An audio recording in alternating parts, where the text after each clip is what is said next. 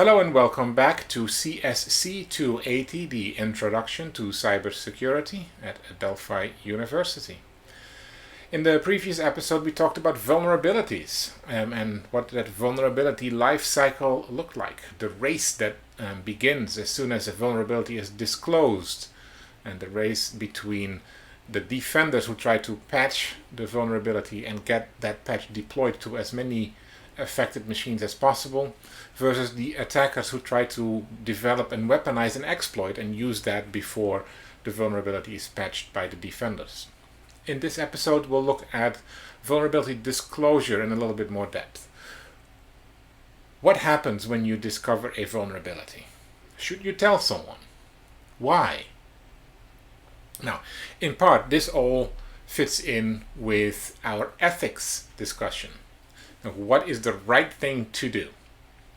There's also maybe some legal considerations there in terms of liability, but for the time being, let's just distinguish basically four main disclosure strategies that we could embrace. Which one is chosen under what circumstances is often a personal choice, or if there's an institutional policy, a policy-based choice. The first option is full disclosure. Full disclosure means that if you find details about a vulnerability, your goal is to disclose those findings as early and as widely as possible. The idea there is that if you disclose the presence of a vulnerability in a particular product, you do the users of that product a favor by letting them know that they are potentially exposed to risk. And you're also putting pressure on the vendor of the software that has the vulnerability to develop a fix and get that to their customers as soon as they can, and in any case before their customers start getting all cranky. The disadvantage then would be, though, that as the vulnerability is known and publicly disclosed, there is no fix for it yet, because the vendor just found out when everyone else did too. And that means that the race really starts on an equal footing, where under many circumstances you might want to prefer the race to be beneficial from one to the other. If you're on the defense side, you want the defense to have the leg up. If you're on the offense side, you don't want the defenders to know about it. Full disclosure evens the playing field. But in some cases, getting a fix, a problem identified, we might know what the symptoms are, but then to map those symptoms to a particular place in software, then to develop a fix for the software, to test that fix, and to get that fix out to your customers might take more time than it takes an attacker to whip something up pretty quickly without having to care much about quality and try it out. So really it is a strategy. It's a strategy that sometimes works, but in many cases it's not necessarily, from a defensive perspective at least, the preferential way to go. The extreme opposite of that is private disclosure, where as soon as you discover a vulnerability in a software-based system, you tell the manufacturer of that system, but nobody else.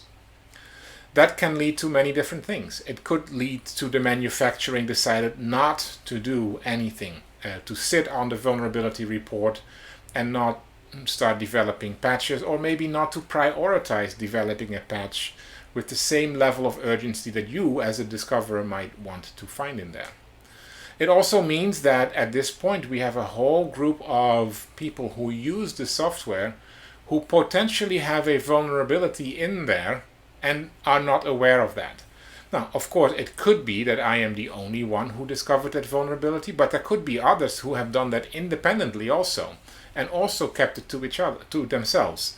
And of course, the situation then is that I not only have a vulnerability, I might also have an exploit combined with a threat actor could be really bad, and it is something we could have addressed if we had known about this. So private disclosure is also not necessarily that you would say from all involved parties the best way to go. Of course, as a software vendor, you would prefer private disclosure because it wouldn't lead to any negative feedback on you immediately, although in the long term, that is arguable as well. Somewhere in the middle sits the concept of responsible disclosure. Responsible disclosure means that I am going to tell the vendor, and only the vendor, that I discovered a vulnerability in their product. But I'm also going to give them a fixed amount of time in order to fix that and to get it out to their clients. So I might say, listen, vendor, I'm going to tell you all the details about a vulnerability that I discovered in your products, but in 60 days or in 90 days, I am going to announce this publicly. Until then, you have the time to confirm my findings, to fix your product, and to get your fixes shipped out to your clients. If you do that, we benefit both. I get the credits for discovering the vulnerability and letting you know that I responsibly disclose to this. You get the opportunity to fix the problem and ship it out to your customers. And if you don't, well, you're just going to look bad. I'm going to disclose it anyway, and it's up to you then to explain to your customers why you did not fix it in the amount of time that you had. And so that's the concept of responsible disclosure. A fourth one means that you're going to sell it.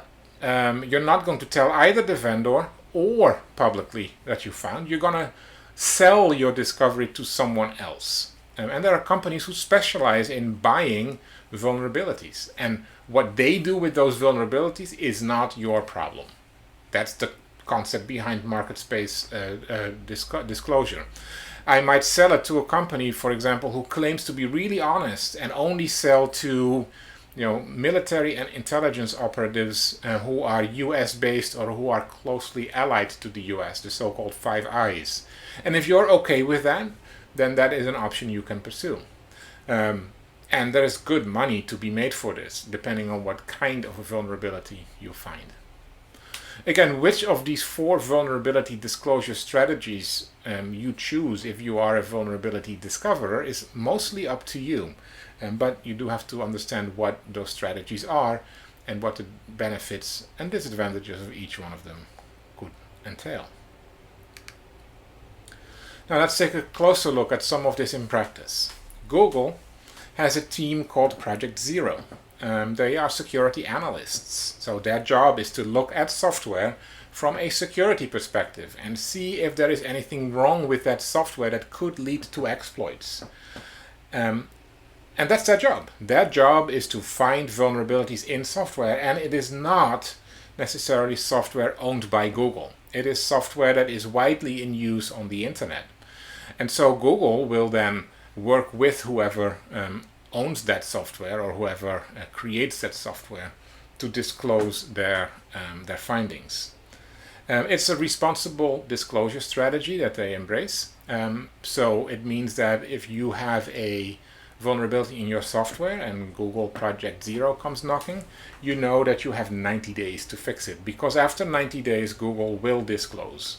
What is also kind of common practice at this point is that if you have been the recipient of a vulnerability disclosure report, that you then also accredit the discovery to whoever reported it to you in the first place. Now, some of these discoveries by Google, for example, in 2018, January, AMD CPUs had the ability to access virtual memory across security boundaries. So that would be an access control bypass in hardware. Google responsibly disclosed this to AMD, and AMD did what they did with it. Earlier, before that, Google found stuff in Windows 10, which allowed an attacker to execute arbitrary JavaScript code. Microsoft fixed that. And so it goes back quite a while. And so these are not low-profile targets that Google is targeting with this. These are high-profile, high-impact disclosures that if we fix these, the internet as a whole becomes a more secure place. And of course, that is something that Google benefits from. And they have high-quality research that they do there. So that's one way that you could see responsible disclosure playing out. And I'm sure there are more recent examples that you could look up on the Google Project Zero webpage itself. Zerodium takes a different approach. Zerodium is a company that buys vulnerabilities and presumably sells them as well. They specialize in doing just that. They buy and sell zero-day discoveries. They will pay you for that. So it's not just out the goodness of your heart you're going to tell Zerodium what you find. No, Zerodium is going to give you money, and in some cases that could be substantial money. And look on their website, look on their rewards page.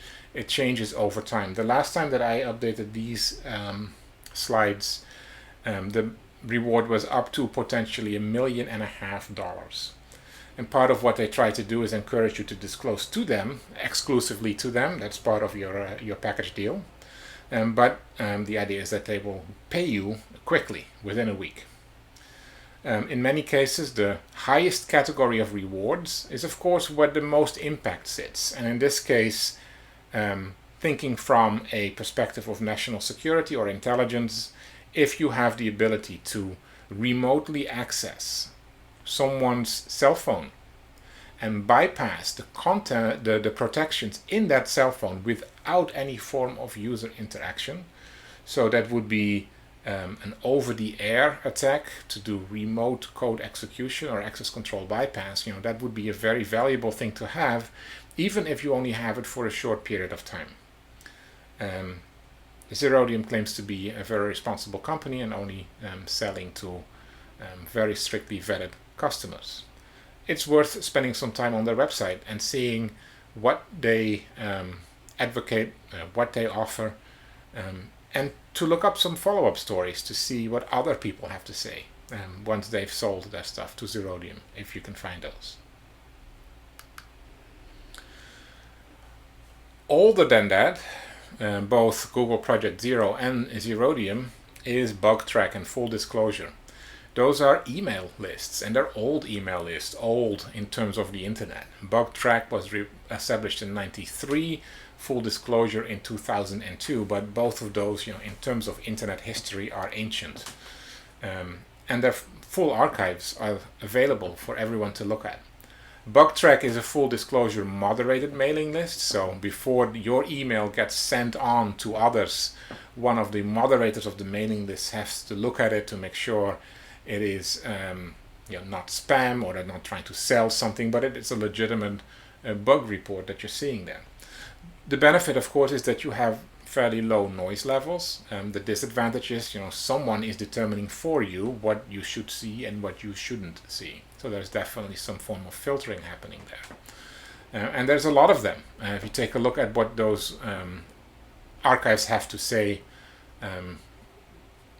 it's not beneficial to your night's sleep. Let's keep it at that. The vulnerability disclosure list is not a moderated list, so it typically has a higher volume. It also has more noise on it. And again, all vulnerabilities, announcements, discussions, but also sometimes fixes, tools and papers, so a much broader scope than BugTrack does.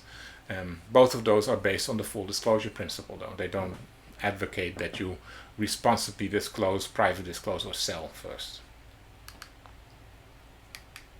So in terms of